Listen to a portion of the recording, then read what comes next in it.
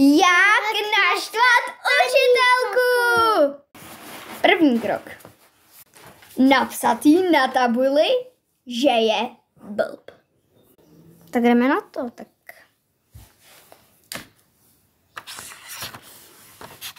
To je blb.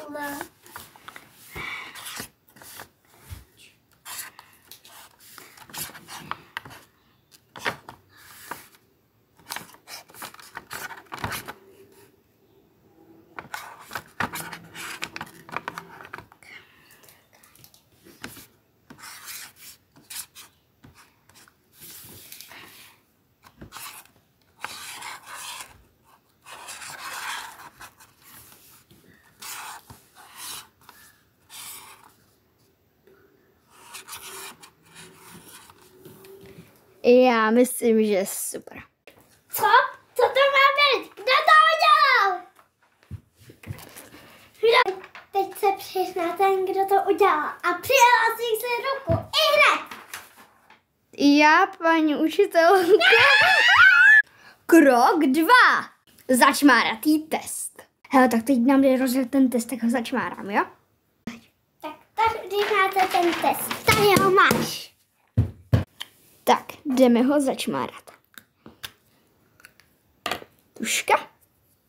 A jdeme na to. To napíšem.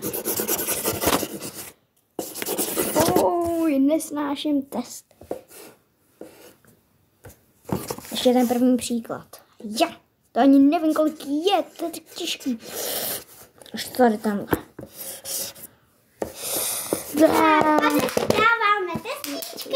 Hurá. Tak podle mě je dobrý. Teď jde vybírat.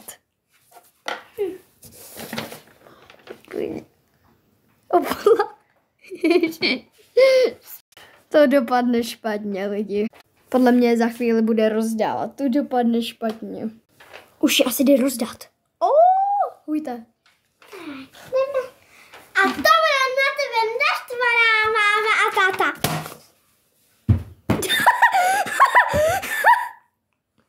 Naštval vás to?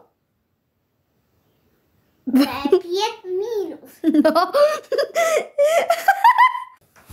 No tak ukáž. No tohle.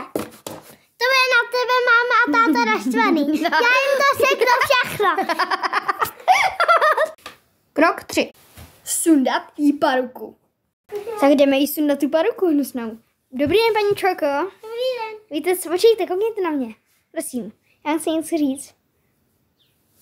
Máte tu paruku?